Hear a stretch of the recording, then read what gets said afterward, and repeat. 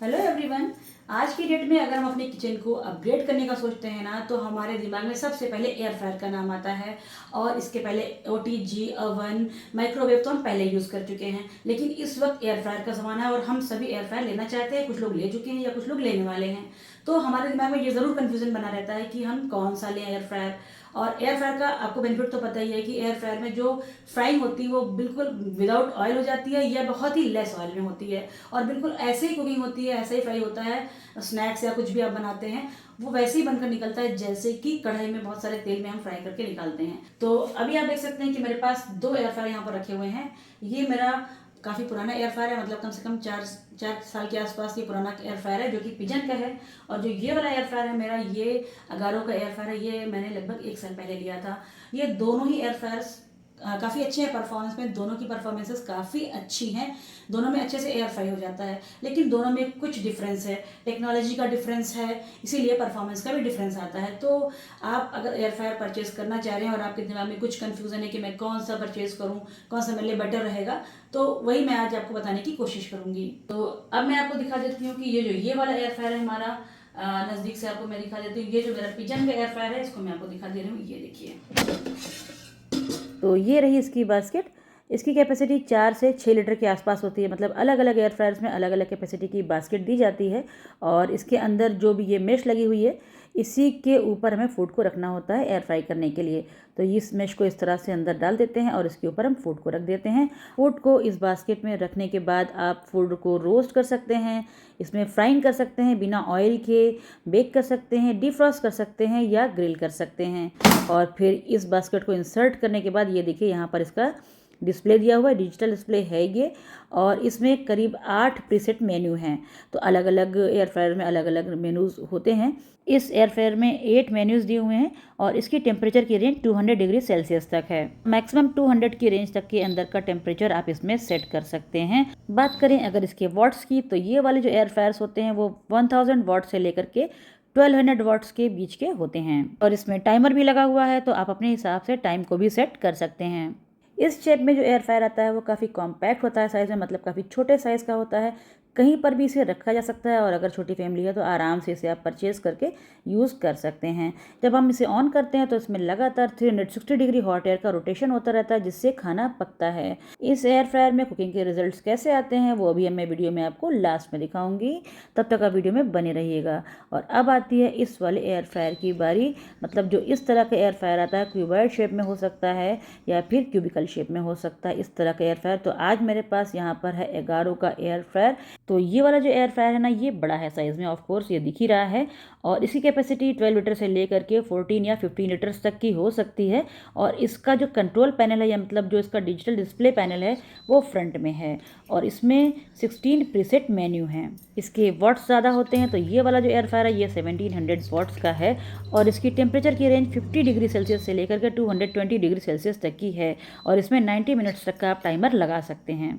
इसमें top heating के लिए, बॉटम हीटिंग के लिए और रोटेसरी के लिए, सबके लिए अलग अलग बटन्स हैं। और इसकी जो विंडो है, जो डोर है ना, इसमें ग्लास विंडो है। और इसके अंदर एक बल्ब भी लगा हुआ है, जिससे जो भी इसके अंदर मटेरियल रखा हुआ है या जो भी कुकिंग हो रही है वो बिल्कुल क्लियरली विजिबल होती है बाहर से ही। और अब ये देखिए, मैं आपको इसे अंदर से दिखा दे रही हूँ। इसके अंदर 3 रैक्स हैं, तो इसमें एक साथ काफ़ी सारी कुकिंग हो सकती है। वैसे तो ये तीनों जो रैक्स हैं वो अलग अलग हीटिंग के लिए हैं, लेकिन अगर आपको पिज़्ज़ा बनाना है, कोई भी चीज़ टोस्ट करना है, बेकिंग करना है, तो आप तीनों में एक साथ कर देंगे, एक साथ रख देंगे, तो काफ़ी सारा मटेरियल, काफ़ी सारी कुकिंग एक साथ हो जाएगी। और अब ये देखिए, टॉप रैक है, इसके नीचे मिडिल रैक है, और सबसे नीचे जो है ना, सबसे बढ़िया जो मुझे लगता है इसमें सबसे अच्छी चीज़ वो लगती है ये ड्रिप ट्रे। यानी जो भी फूड पार्टिकल्स है ना वो गिरते हैं तो इसी ट्रे के ऊपर गिरते हैं, यानी एयर फ्रायर को गंदा नहीं होने देते। इसे हम वॉश कर देंगे और ये फिर से वैसे ही चमकने लगेगी, बिल्कुल साफ़ सुथरा सा रहता है ये एयर फ्रायर। तो वैसे बिल्कुल नहीं होता, ये बहुत अच्छी बात है इस एयर फ्रायर की।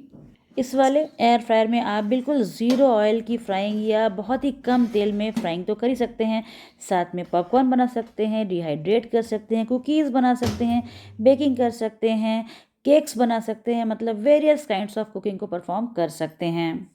इस एयर फ्रायर में कुछ एसेसरीज भी मिली हुई, जिसे मैं आपको दिखा दे रही हूँ।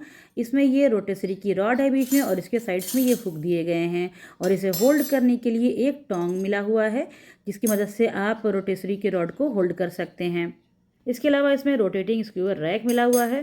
तो स्क्यूअर रैक के ये दोनों रैक्स हैं और इसमें खूब सारे स्क्यूअर्स दिए हुए हैं, जिससे आप खूब सारे पनीर टिक्का या इसी तरह के और भी स्नैक्स एक साथ एक ही बार में बना सकते हैं। और हमारे हाथों को जलने से बचाने के लिए ये रहे 1 पेयर ऑफ मिट्स। तो चलिए सबसे पहले अगारो के एयर फ्रायर को टेस्ट करते हैं और इसमें पनीर टिक्का बनाते हैं। पनीर टिक्का बनाने के लिए इस तरह स्क्यूअर रैक को हम फिक्स कर लेंगे। इसमें स्क्रूज लगे हुए हैं, इन्हें हम टाइट कर देंगे और स्क्यूअर्स को हमें इस तरह से लगाना है। और पनीर को मैंने पहले से ही दही और मसालों के साथ मैरिनेट करके रख दिया था और स्क्यूअर में पनीर और सब्जियों को इसी तरह से लगा देंगे जैसे कि हम नॉर्मली स्क्यूअर्स में लगाते हैं। और अब ये देखिए हमारा स्क्यूअर रैक तैयार है। इसमें इंसर्ट कर देंगे ड्रिप ट्रे और पनीर टिक्का जो कि हमने स्क्यूअर रैक में लगा दिया है। और अब इस एयर फ्रायर को 15 मिनट के लिए 200 डिग्री सेल्सियस पर सेट कर देंगे, या आप चाहें तो प्रीसेट मेन्यू में भी जा सकते हैं।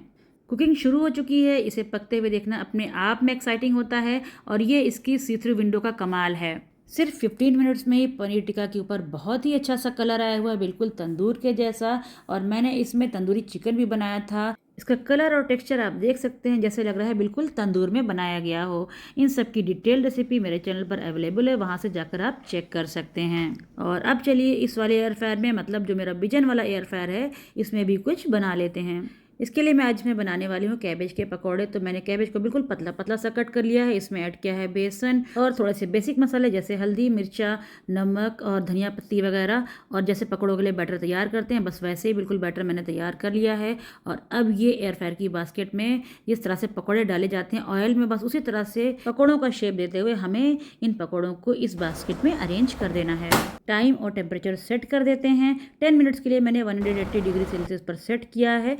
और अब 10 मिनट्स के बाद ये देखिए पकौड़े हाफ कुक्ड हो गए हैं। इन पर ब्रश करेंगे बिल्कुल थोड़ा सा ऑयल जिससे शाइन आ जाए और 2 से 3 मिनट के लिए और पका लेंगे। तो बस 2 से 3 मिनट के बाद इनमें बहुत ही अच्छा सा कलर आ जाएगा। और अब ये देखिए बहुत ही बेहतरीन बिना ऑयल के हमारे पकौड़े बन करके तैयार हैं। देख लीजिए आप कितने अच्छे लग रहे हैं, बिल्कुल नहीं लग रहा है कि ये ऑयल में डीप फ्राई नहीं किए गए हैं। तो बस इस तरह से इस वाले एयर फ्रायर की परफॉर्मेंस भी मैंने आपको दिखा दिया कि कितनी अच्छी है। तो बस इस तरह से मैंने आपको दोनों ही तरह के एयर फ्रायर्स की परफॉर्मेंस दिखा दी है। परफॉर्मेंस में दोनों ही अच्छे हैं। इन्हीं दोनों से मिलते जुलते प्रोडक्ट्स मार्केट में अवेलेबल हैं, तो आप मार्केट में सर्च कर सकते हैं या ऑनलाइन सर्च कर सकते हैं। और अब बात करें इनकी प्राइस की, तो ये वाला जो एयर फ्रायर है पिजन वाला, इसकी प्राइस 4000 से स्टार्ट होकर के इस तरह के एयर फ्रायर की करीब 7000 के आसपास जाती है। बस एक जो इसमें ड्रॉबैक है, जो कमी है इसके अंदर, कि इसमें सी थ्रू विंडो नहीं है, मतलब आप देख नहीं सकते कि इसके अंदर क्या पक रहा है, यानी अंदाजे से कुकिंग करनी होगी आपको। और अगर आपकी फैमिली छोटी है तो भी आप इस तरह के एयर फ्रायर के लिए जा सकते हैं। और अब ये वाला जो एयर फ्रायर है ये साइज़ में बड़ा है, तो अगर आपके पास स्पेस ज़्यादा है तो आप इसे परचेज़ करें, या आपकी ज़रूरत ज़्यादा है, फैमिली बड़ी है, तो भी आप इसे परचेज़ कर सकते हैं। और इसकी प्राइस की बात करें तो ये 11 या 12,000 से स्टार्ट होकर के 14-15,000 तक इसका प्राइस जाता है। तो ये थोड़ा कॉस्टली है, लेकिन इसके फीचर्स थोड़े ज़्यादा हैं क्योंकि इसमें ज़्यादा एसेसरीज दी गई हैं। तो जैसी आपकी ज़रूरत हो अपनी रिक्वायरमेंट के हिसाब से आप एयर फ्रायर को परचेज़ करें। मुझे उम्मीद है कि मेरे इस वीडियो से आपको सही एयर फ्रायर का चुनाव करने में मदद ज़रूर मिलेगी। इसी तरह से मैं आपके लिए नई नई जानकारी के वीडियोज़ लेकर आती रहूँगी। Thanks for watching this video. Take care and bye bye.